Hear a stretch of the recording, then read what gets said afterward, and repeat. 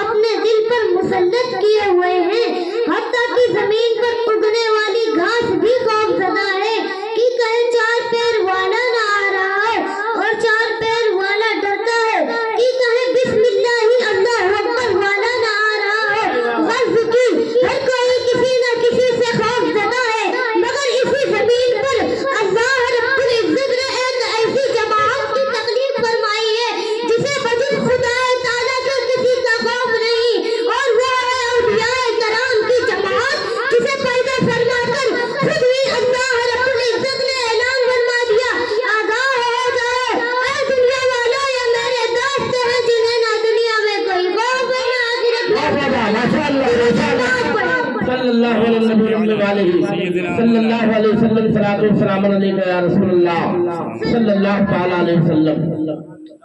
آئیے اب عظیم و ہستی کا ذکر خیر کریں جس کو دنیا پیرانے پیر، روشن ضمیر غوث سمدانی، قطب ربانی سیدنا سرکار شیخ عبد القادر جیلانی بغدادی رضی اللہ تعالی عنہ کے نام سے جانتی ہے۔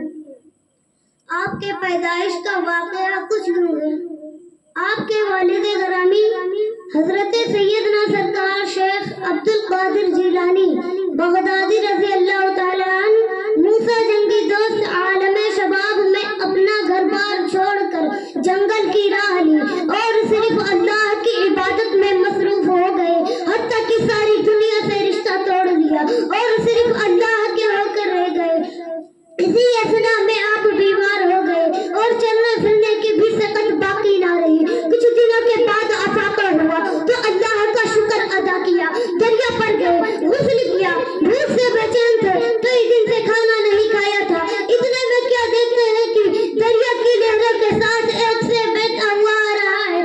آپ نے فوراً سیب کو پانی کی سطح سے اٹھایا اور کھا لیا۔ جو ہی سیب کو کھایا، نفس لوامہ نے ملامت کرنا شروع کر دیا کہ بغیر اجازت کے تم نے سیب کھا لیا، پتہ نہیں کس کے باغ کا تھا، بس کیا تھا کہ باغ کے مالک کی تلاش میں چل پڑے۔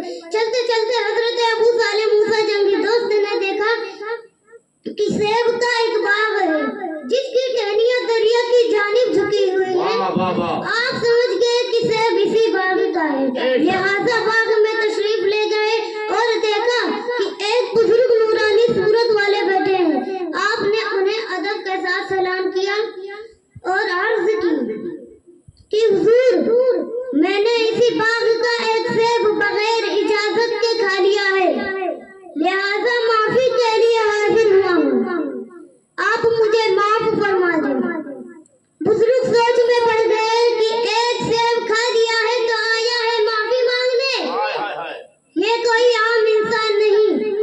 بزرگ نے سوچا کہ اب اس نوجوان کا امتحان لینا ہی چاہیے، لہذا فوراً کہا کہ اے نوجوان، تم اس باغ کی رکھوالی کرو، اس کے بعد معافی کی تعلق سے سوچا جائے گا۔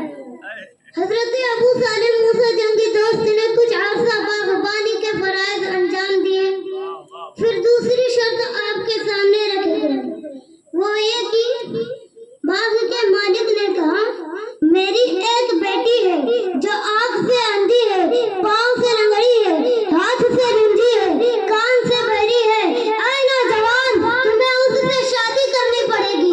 حضرت ابو صالح موسیٰ جنگی دوست نے فرمایا کہ مجھے منظور ہے، لہذا شادی ہو گئی۔ جب رات کی بیوی کے کمرے میں تشریف لے گئے تو بیوی نے ادب کے ساتھ سلام کیا تو آپ دنگ رہ گئے اور الٹے پاؤں اپنی خسری کی بارگاہ میں پہنچے اور عرض کی کہ حضور، آپ نے اپنی بیٹی کو لولی لنگڑی اندھی گونگی فرمایا تھا، کہیں میرے کمرے میں کوئی اور تو نہیں، یا میں کسی اور کے کمرے میں تو نہیں چلا گیا تھا؟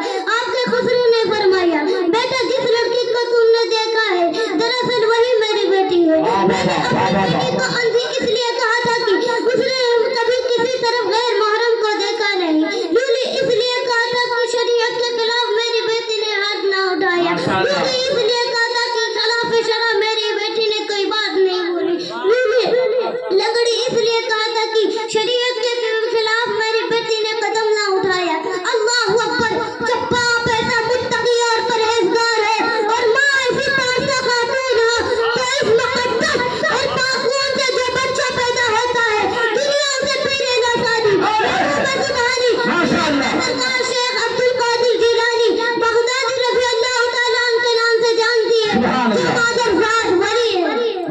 रमजान मुबारक में पैदाइश होती है, दिन में दूध नहीं पीते और हम ऐसे ऐसे आज़म के मानने वाले हैं, उनके नाम का सैकड़ों मुर्गा खाकर भी रमजान में रोजा नहीं रखते। क्या मुझे दिखाओगे मैदान क़यामत में सरकार गौस पाक को ये कमी हराम रिज़्क़ की वजह से है?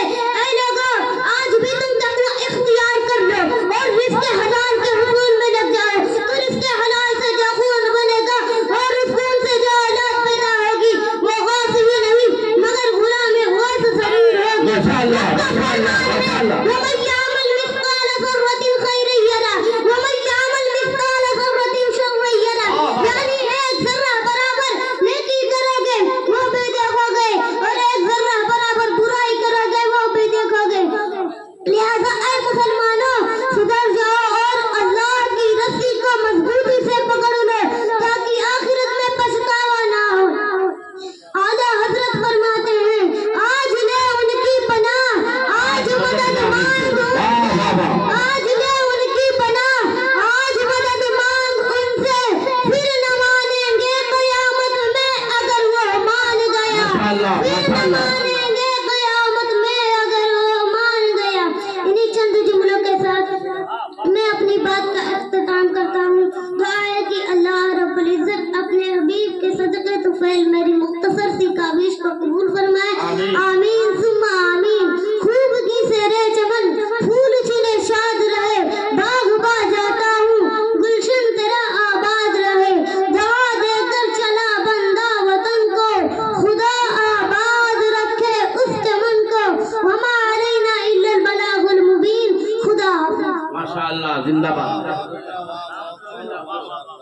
واہ کیا مرتبہ ہے غوث بالا تیرا، ارے بولتے ہیں سبحان اللہ۔ غوث اعظم کی سچی عقیدت